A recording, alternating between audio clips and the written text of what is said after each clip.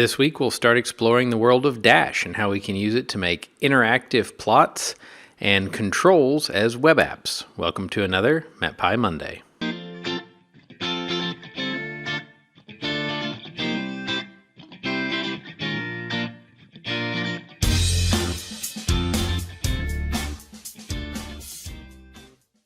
Hello, I'm John Lehman, a software engineer for Unidata. We're going to start looking at the Dash package, which is from the same company that's making Plotly. And the goal of this is to be a new class of software that we're hearing a lot about now, which is called BI software, or business information or business informatics. This software is getting heavily used as interactive data exploration tools, especially in the areas of machine learning and business planning. But in meteorology, we've got large sets of data with complex correlations and interrelations that may be difficult to see without a good tool such as a BI dashboard.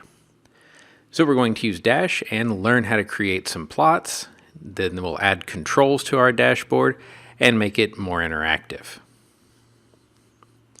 The first thing that we need to do, of course, is some imports. So from Dash, I'm going to import the Dash object, the Dash core objects, and HTML. We're going to use Plotly Express. Import plotly.express as px. And then from siphon.simplewebservice.ndbc, going to import the NDBC object. So we're obviously going to be using some data from the National Data Buoy Center as example data here. So this week we're just going to make a relatively simple scatter plot and put it in an application and an app layout and make sure we can get that to come up in the web browser. So the first step to actually create a Dash app is to create an instance of the Dash object. And we're just going to use dunder name for the name of this. That's fine. And now app is where we're going to put things like our layout. And the app is going to handle all of the callbacks. So when we change a control on the front panel, it's going to see that and handle making sure that the appropriate functions get called behind the scene. We'll go ahead and get the latest observations from NDBC.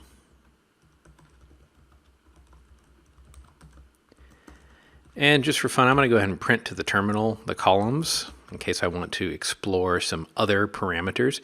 Because right now in my plot, the only thing I've got to do exploration is changing things in my script and then going and seeing how the plot changes. But as we add interactivity, that will all move into the web app side of things. So in Dash, we first got to make the things that we're going to put on our web page. And then we've got to create a layout that contains those things. So in our case, we're just going to have one thing on our web page right now, which is a figure. We're going to use Plotly Express's scatter method.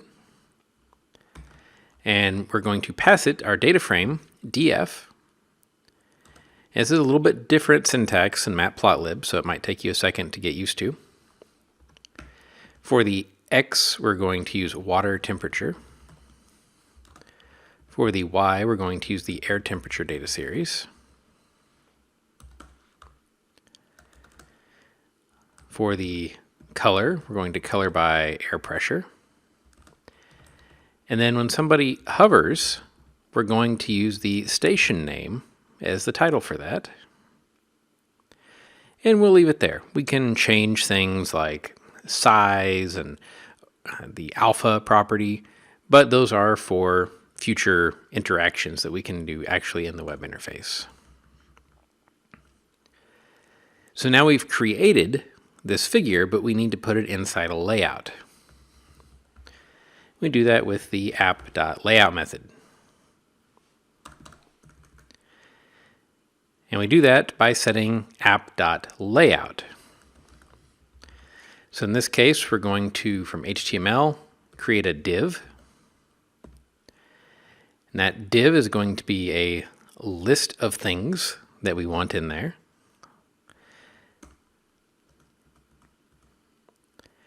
In this case, from the dash core components, we're going to use graph. The div or the ID for this particular object in here is going to be buoy correlations.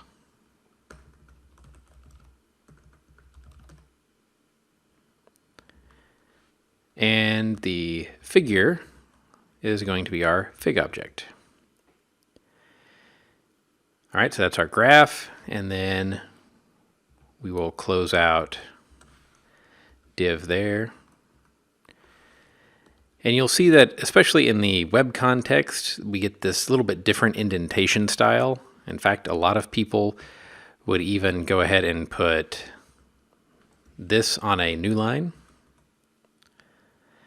that's spaced like that, and then every property thereafter on a new line.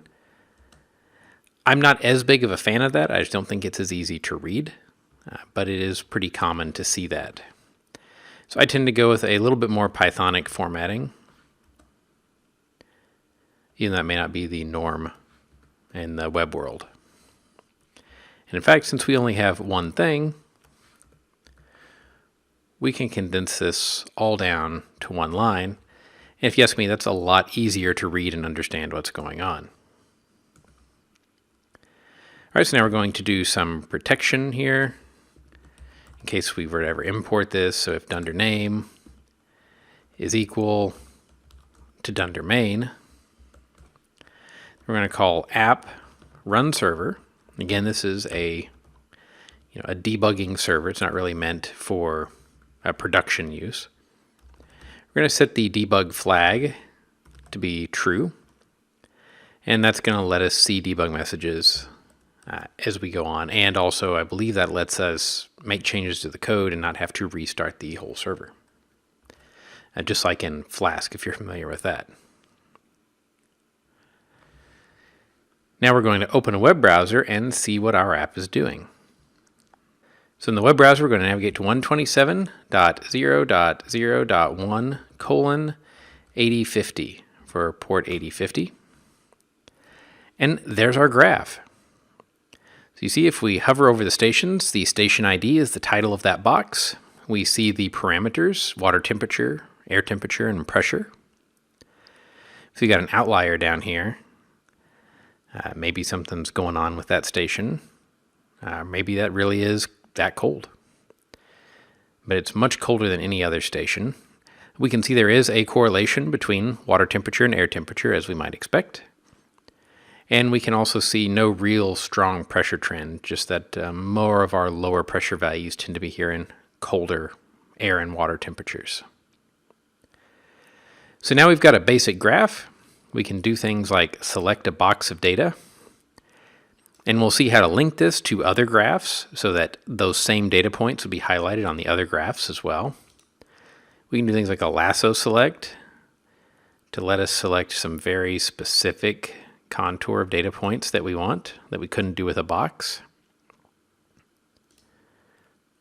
We can also do your standard zoom and pan. We can save a screenshot of the image. And of course, we can reset everything. So next, we're going to look at how we can add some controls to this page using a more complicated layout, and how we have to use callbacks to connect those controls to actually do things to our graph and update it so we can make a little dashboard to do some data exploration. I hope that you found this useful, and I'll see you on next week's MetPy Monday.